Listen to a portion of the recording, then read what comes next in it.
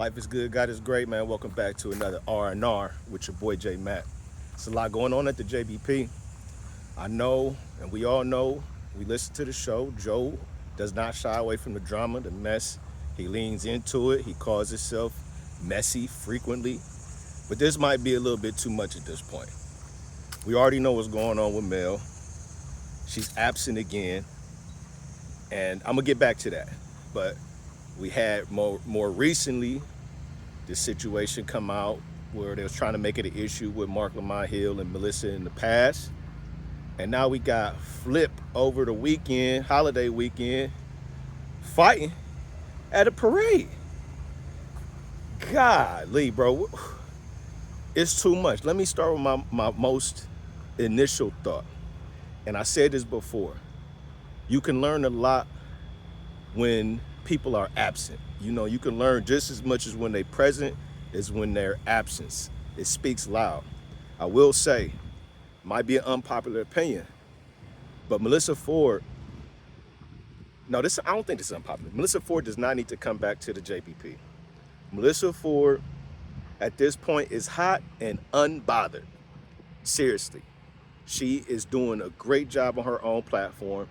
At this point, it seems like she used the JBP exactly the way she was supposed to, which was to take that notoriety, do what you can, parlay that audience to your own platform, which is what Joe been trying to get his other castmates to do, and he spoke on it on one of these most recent shows.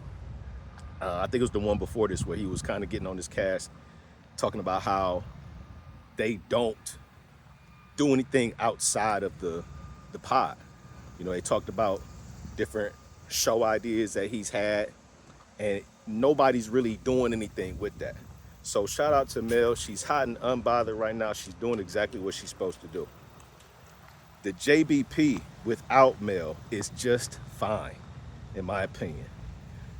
I was anticipating and thinking about who they're gonna bring up there. A few months ago, I was really saying how they really need whoever this new person is, and I have my other reasons.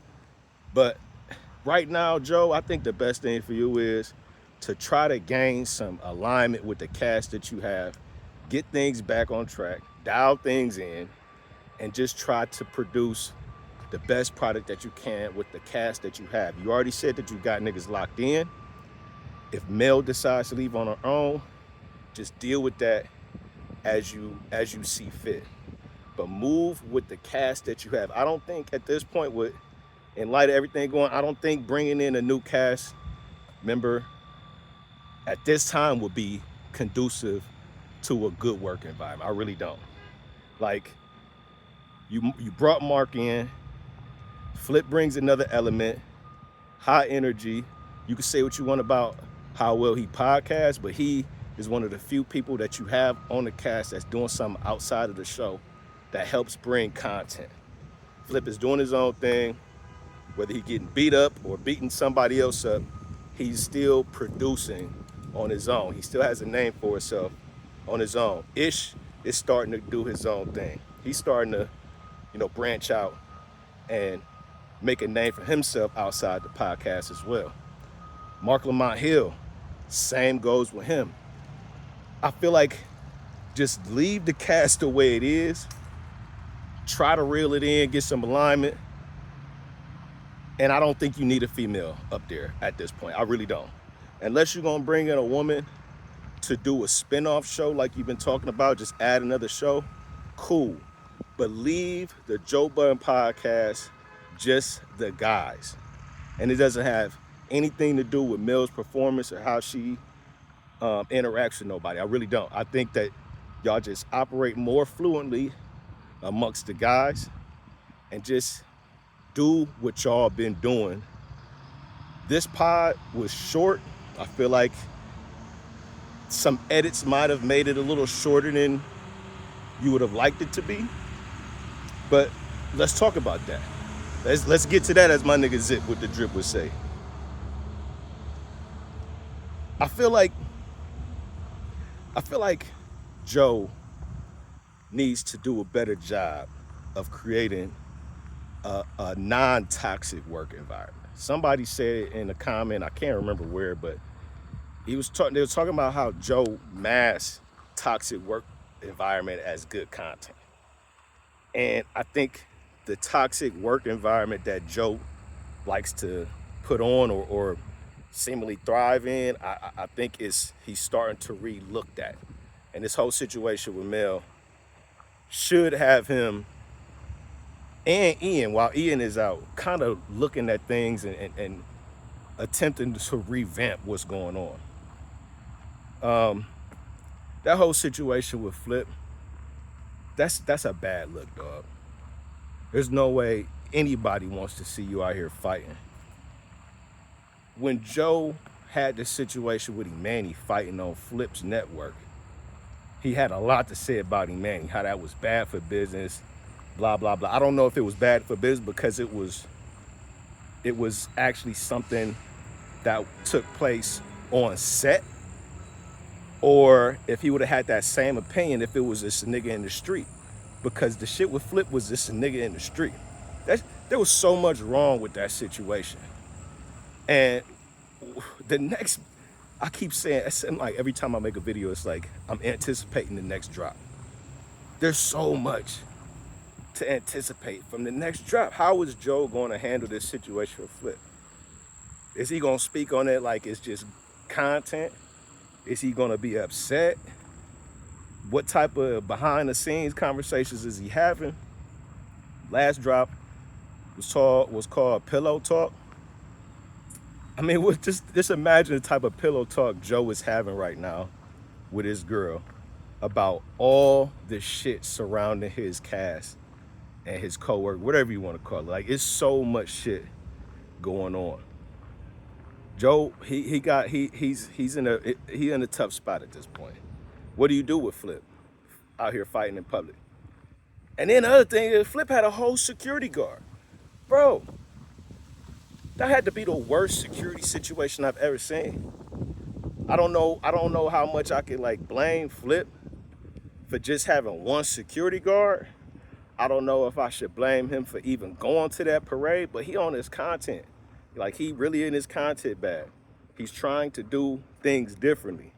And he cannot control how these people see him or interact with him. But that just seemed like a situation that really wasn't gonna end well at all. Like, that wasn't no InvestFest situation where you got a bunch of entrepreneurs and people looking to network and black excellence type shit.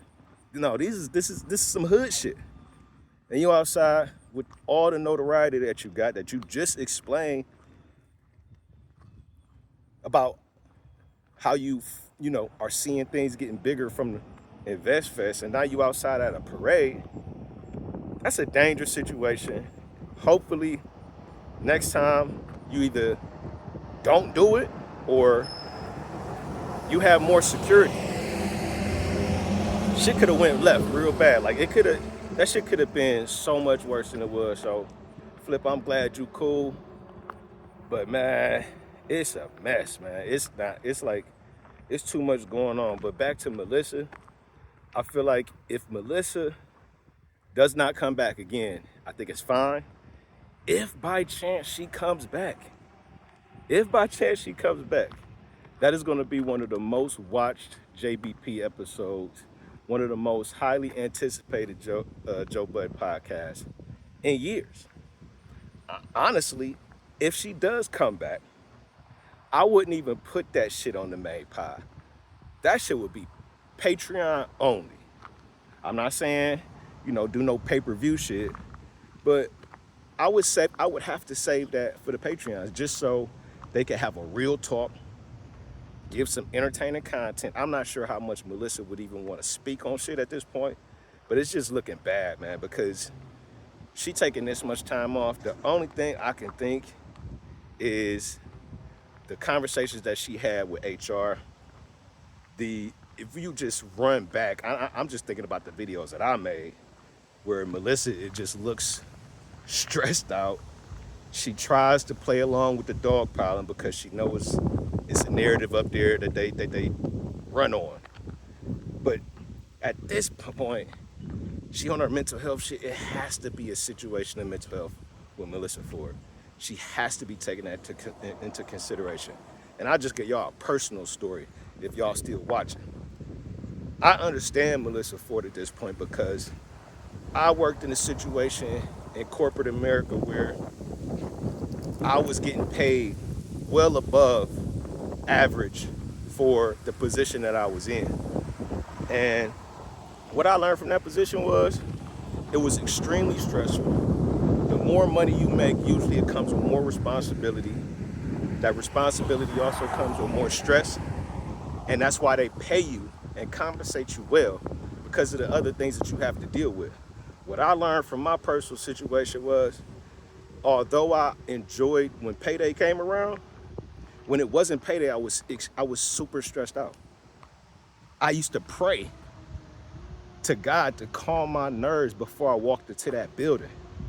I don't know if Melyssa feels the same way, but I do know that at some point you got to put your mental health first.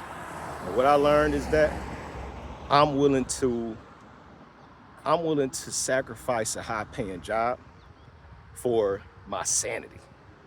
I'm not willing to risk being stressed out every day for a paycheck. And sometimes if you got to make those decisions. Some people have not been in a position where they had to make that type of choice. And some people might look at podcasting as just so simple and like anybody would do it. How can you complain? But we don't know these people. We don't know what's going on up there. We don't know really how that dog piling shit and all that too much on mail shit really actually affects her. So if it's affecting her to the point where it's like, I can't take it no more, then you gotta do what's best for you. So I definitely understand on that point. Joe, you got a lot on your hands right now, man. I do not envy you, but again, you making that money, this is what comes along with it. I'm just gonna say, bro, just get some alignment with your cash, rock out with who you got. This isn't the type of environment I would bring anybody new into at this point. But hey, man, you the $20 million man. It's all on you. You make decisions, but I'm gonna be watching. The rest of us gonna be watching too, man. Y'all let me know what y'all think, bro. It's just a lot going on. It's a lot to deal with. But man, hey, what they say, heavy is head that wear the crown. More money, more problems, man. It's the J Matt Show.